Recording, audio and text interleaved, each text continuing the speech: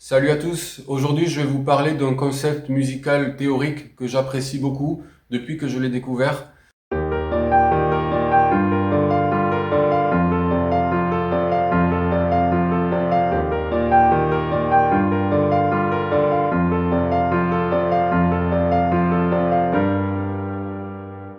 Je veux parler des tons relatifs. Deux tons relatifs sont deux tons différents mais qui ont les mêmes notes.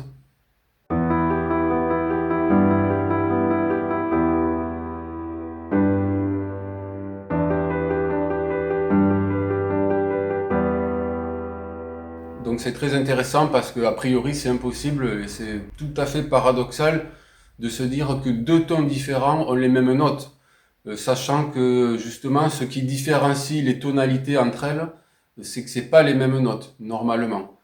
Là, je considère que le ton et la tonalité, c'est la même chose. Globalement, un ton, c'est une série de notes qui s'appuient sur une note qui est la tonique. Donc, c'est elle qui détermine le ton. Par exemple, la tonalité Ré majeur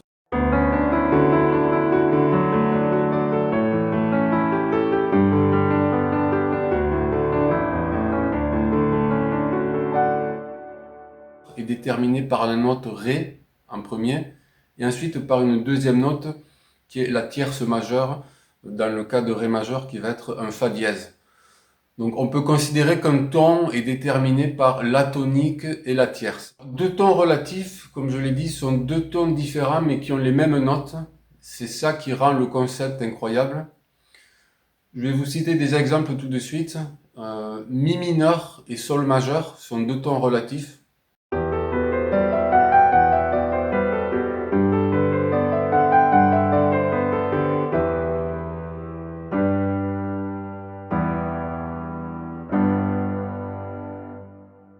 Ces deux tons sont différents mais ils ont les mêmes notes. C'est juste que pour citer les notes de mi mineur, donc la gamme de mi mineur, on va commencer par le mi. Donc on va faire mi, fa dièse, sol, la, si, do, ré, mi.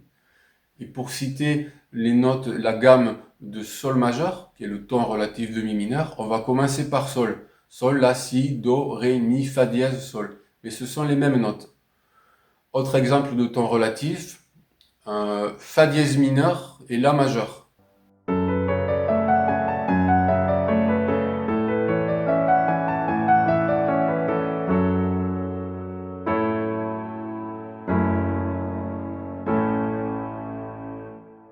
Ils ont les mêmes notes. Ce sont deux tons différents qui ont les mêmes notes, ce sont deux tons relatifs. Deux tons relatifs, sur les deux, il y en a toujours un qui est majeur et un qui est mineur. Par exemple, encore un autre exemple, si mineur et ré majeur et si mineur, sont deux tons relatifs. Ré majeur est le ton relatif de si mineur est le ton relatif de ré majeur.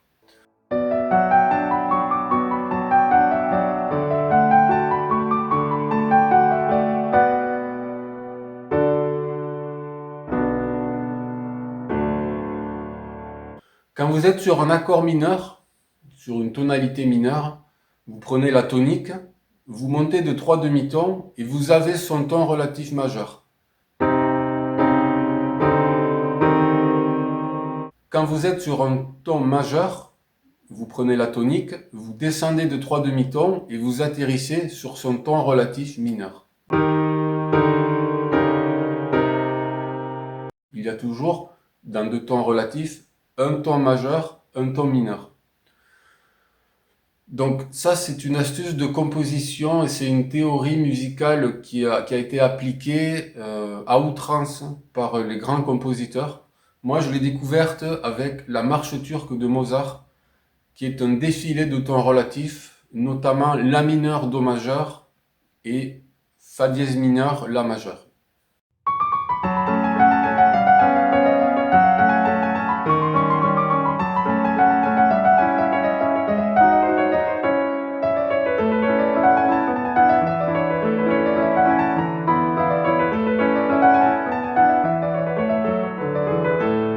Donc c'est un concept qui est assez fascinant parce qu'il part, encore une fois, d'un constat impossible qui est que deux tons différents ont les mêmes notes.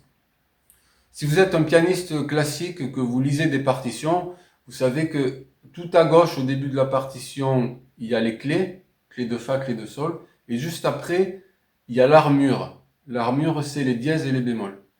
Si deux tons ont la même armure, ils sont forcément des tons relatifs. Il y a au total 12 demi-tons.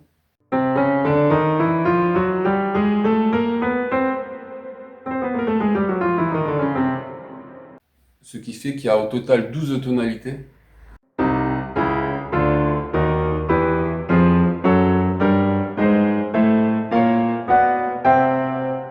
Voilà, après vous rentrez dans des choses qui sont inexplicables. Mais pour en revenir aux tons relatifs, les tons relatifs sont deux tons, un majeur et un mineur, qui ont les mêmes notes, mais qui sont différents. Ils n'ont pas la même tonique.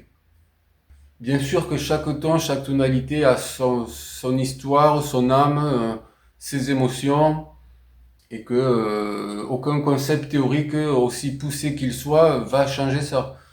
Mais c'est intéressant souvent de rattacher un peu de théorie à de la vraie musique. Euh, voilà, donc ça c'était la petite vidéo sur les tons relatifs. J'ai dû oublier plein de choses, mais j'espère que ça vous a plu. Et à bientôt.